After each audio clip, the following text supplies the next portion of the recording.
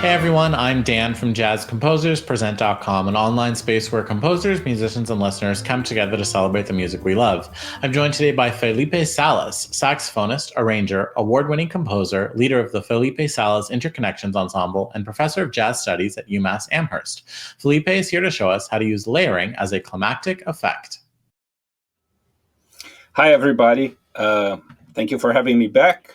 Layering is a technique I use a lot in my writing over the years, and so I selected a few examples from my latest recording, Home is Here, where I can show you different kinds of layering. Layering is great for building climatic effect, and also sometimes just creating different textures. So let's look at the first example, which is from Polymorphous.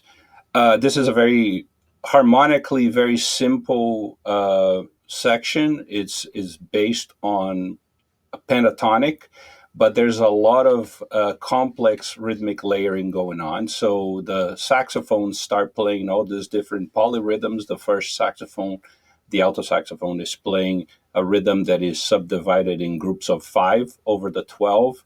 And then the tenor comes in with another rhythm subdivided in 5. And if you go to the next page, you can see then the second alto comes in and the second tenor, and everybody is basically subdividing the 12 in different groupings.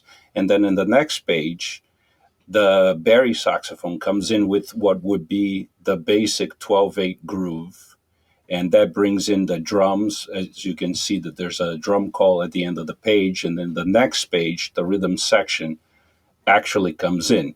So there's all these different ways of playing the pentatonic harmonies. As you can see, the piano starts playing an accompaniment that is kind of like a large 3, and the guitar is also doing the 5. And if you go to the next measure, the next page, you can see the vibraphone imitating the piano, and then the trumpets imitating that same big 3. And on the next page, you can see it growing bigger and bigger. So at the same time, you're creating this complexity, rhythmically speaking, but the harmonies are pretty simple pentatonic harmonies that are going on there. And if you go to the next page, you can see that it actually the entire band climax into this last chord, which is a very simple chord, but it has a broad range, and the trumpet is in the high F sharp, so it's quite impactful.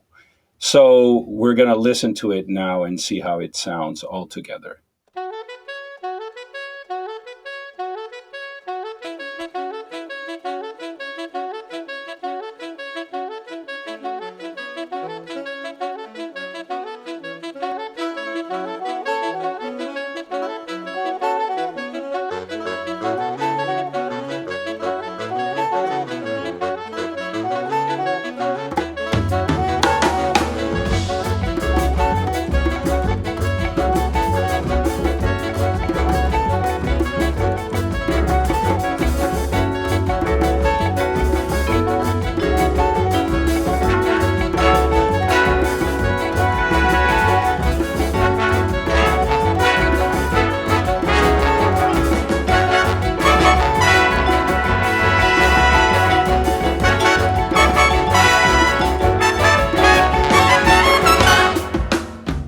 So this is a second example of using layering in a different way on the same piece in Polymorphous. This is the introduction of the trombone solo, and it's basically a little fill section where the tenor is playing, and then the backgrounds are introduced. As you can see, there's 2 trumpets and 2 trombones playing a rhythm that is in 12, and then later on, the trumpets, the guitar, and the vibraphone play a rhythm that sort of goes over the bar line, which is groups of 5.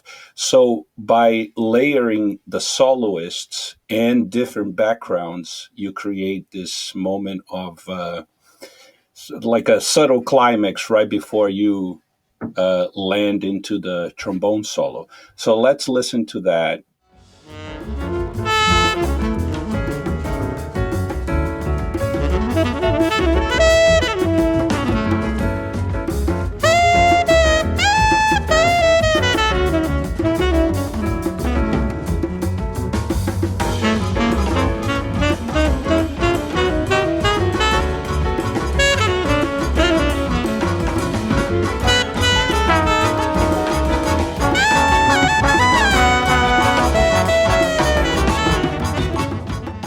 So continuing on Polymorphous, I used the same idea of the layering, but now to actually slow things down. So towards the end of the tenor solo on letter F, you can see the same ideas that we built on the previous section, the groups of 5 and the rhythms in 12, but now they are being delayered. So we start with all of them, and then we take the group of 5s out, and then we take the rhythms of in 12 that the brass are playing. And then basically the tenor ends. If you go to the next page, you can see that the tenor ends the solo and the piece just playing with the rhythm section. And so in that section, we're basically slowing things down, and the duration of the rhythms are also slower until we get to a cadenza.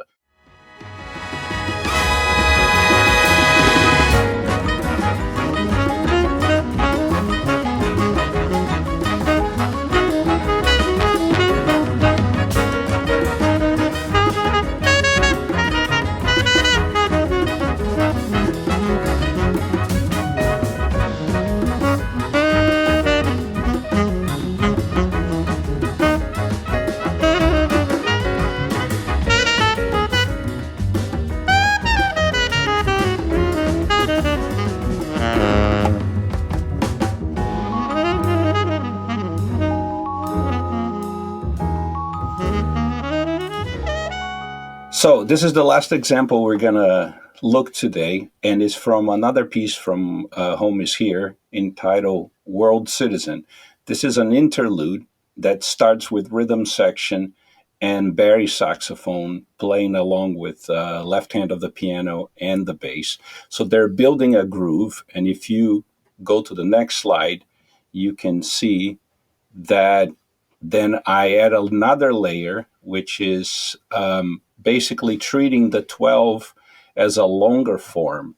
So basically the quarter notes on the tenor and on the trombones there, and some half notes on the trombone are basically going over the bar line and creating some rhythmic tension. So here you have a little bit more harmony than you had, for example, in the first example that we talked about that was pentatonic, but not a lot of harmony. It's kind of like a modal sequence of 2 chords.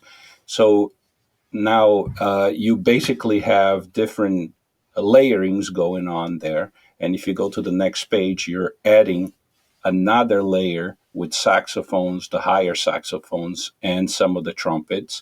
So now you have 3 different things going on at the same time. The bass line, the rhythms in quarter notes, and now the groupings in eighth notes. And if you keep on going to the next page, you see that the groups of eighth notes are kind of peaking and taking over at the end of the section before the break, before this big brass chord takes over. So the last 3 measures of that score, you can see that everybody sort of goes into the rhythm that is ta ta ta ta ta ta ta ta ta ta ta ta, and that's when everybody kind of meets together. So building a certain level of rhythmic complexity, but then eventually bringing everybody together to create a clear ending to that climax.